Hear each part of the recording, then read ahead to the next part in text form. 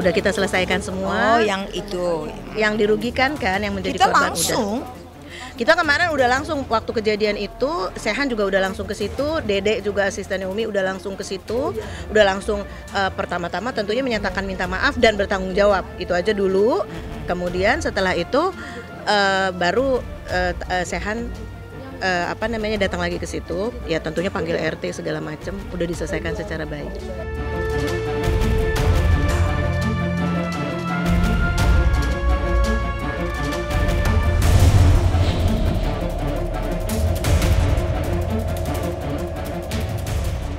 Udah hampir satu setengah tahun baru sembuh. Udah menjalani normal itu udah hampir satu setengah tahun ya, udah setahunan deh dia udah ini. Nah jadi memang penyakit ini memang nggak akan bisa sembuh, artinya tidak terkontrol kalau dia nggak minum obat. Sama aja kayak kita darah tinggi, orang sakit gula kan harus selalu konsumsi obat.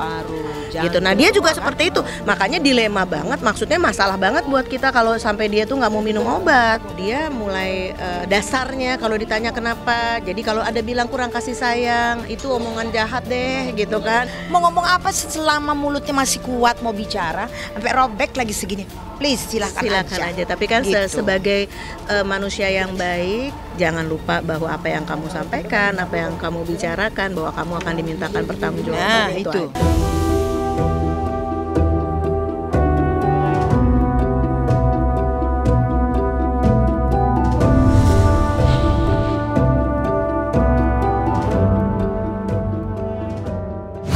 Kenapa kok dia harus ngalamin seperti ini gitu loh.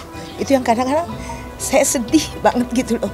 Apalagi terus dibilang kurang kasih sayang, apa udah kemiskinan banget itu kan orang menilai. Jadi kita kan sekarang punya kesempatan untuk menjelaskan.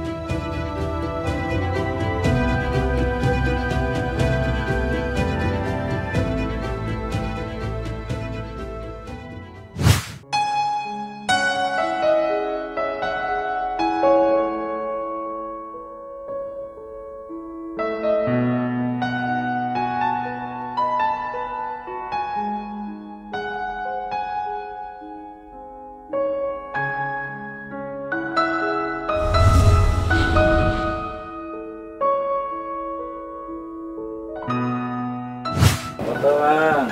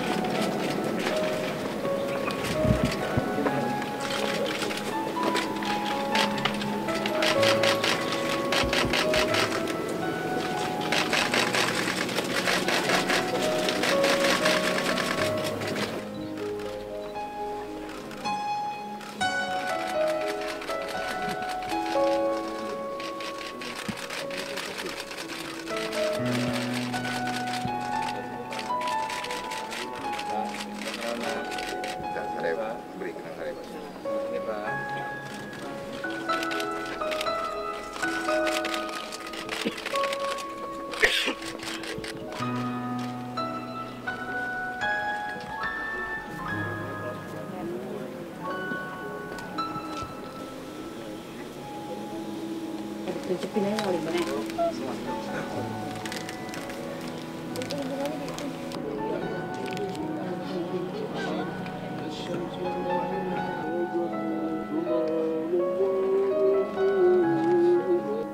Kuat banget.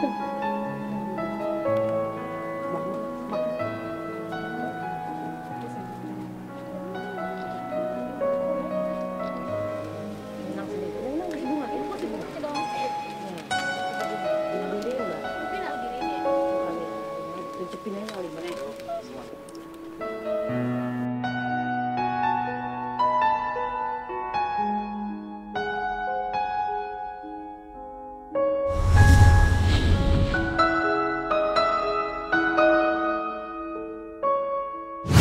Jujur saya dari Tangerang, dari Balaraja, sengaja datang ke sini. Miris, jujur pada saat pertama datang saya miris.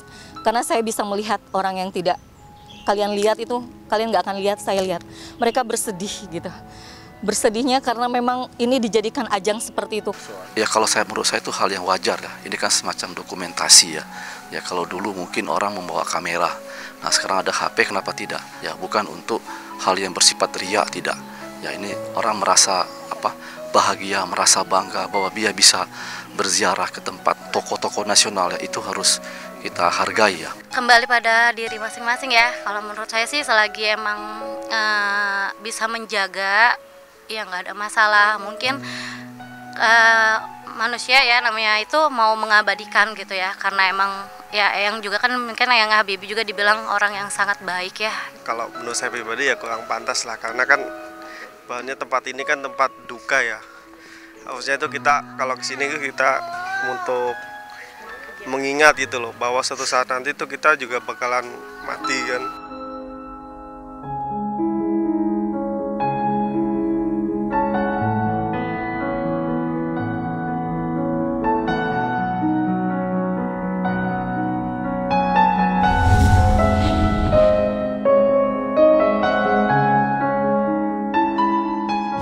Berterima kasih justru bahwa beliau dihormati, bahwa beliau didoain banyak orang.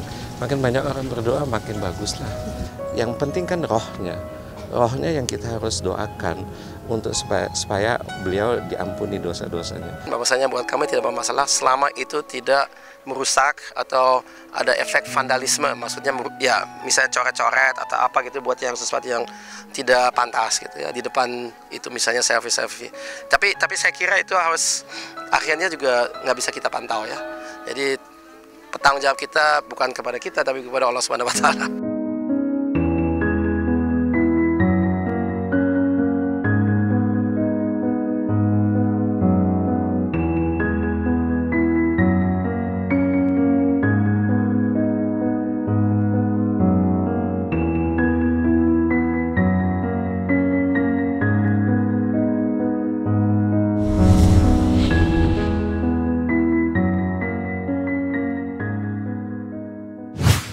Ya, setiap hari kita ada acara tahlilan selama 40 hari. Jadi dari kemarin juga udah mulai, ya mulai dari maghrib selesai isya. Itu aja. Setiap hari sampai siapa mau datang silahkan aja. Mau berdoa di sana silahkan.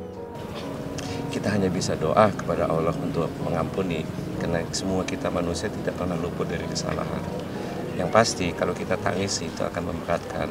Harusnya malah saya membahagiakan karena beliau pertama insya Allah meninggal husnul khotimah. Yang pasti saya lihat meninggalnya damai, tenang.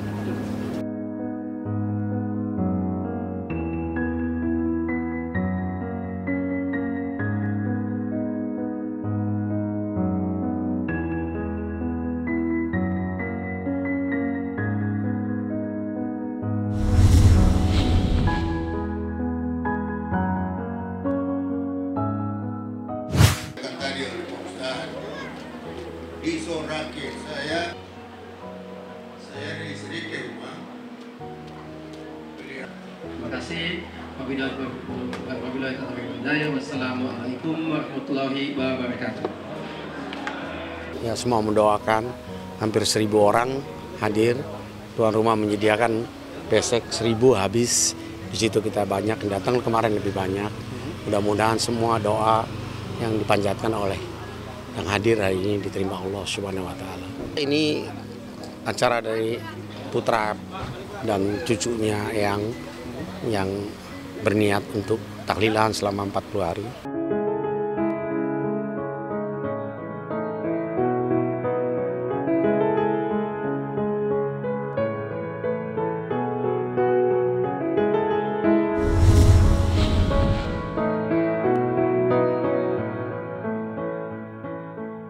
Itu lucunya, kalau mau donor kornea hanya bisa kalau orangnya meninggal. Nggak mungkin kalau orangnya hidup ngedonor kornea. Nggak ada hubungannya, bukan kornea yang rusak, tapi ininya. Orang bisa kena penyakit glaukoma. Glaukoma itu mengakibatkan tekanan yang di dalam mata tinggi. Nah, sekarang tekanan mata saya sekitar 25-an berapa gitu. Mata kiri saya masih normal ke 13. Akibatnya tekanan yang ada di dalam ini retinanya kegencet sehingga pecah.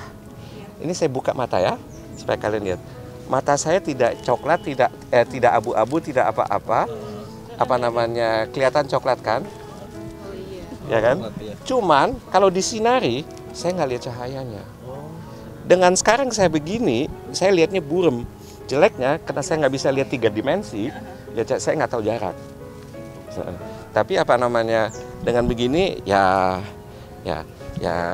saya lebih tajam. Lagi pula saya jadi shield agent Indonesia kan.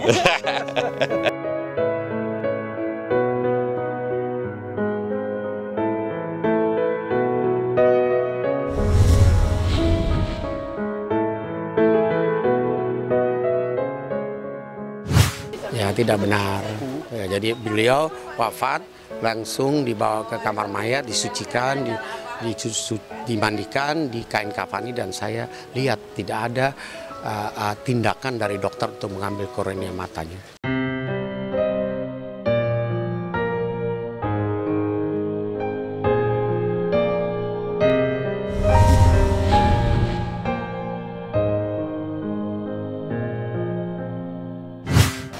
Of course, there's going to be a lot of pressure. That's only natural. Being successor, I feel like I have to work really hard. I have to make sure that I'm making him proud. And Kakun will ask me how I'm doing in school, how am I doing in life, am I healthy, am I eating right? He cares a lot about his cucu. Yang kuliah, yang kerja dia kerja di bidang keuangan. Jadi dia itu kerja di dalam bahasa populer di startup lah gitu ya, startup, fintech.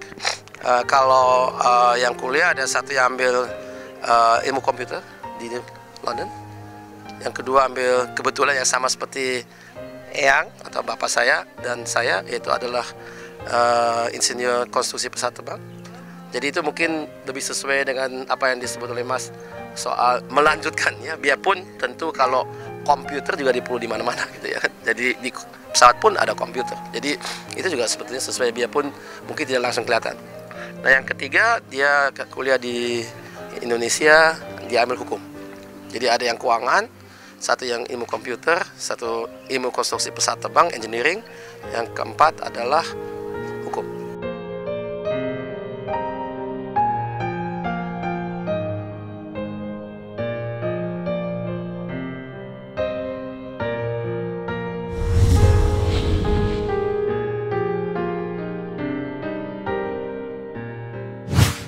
Saat terakhir tuh yang Kakung bener-bener pesan bahwa kita semua bisa kompak ya, cucu-cucu sama keluarga besar kita semua bisa kompak, bisa bareng. Tanpa Eyang kita masih bisa ketemu, masih bisa spend time sama each other, dan biar kita yang nggak berantem lah, yang terbaik untuk keluarganya, yang mau kita take care of each other.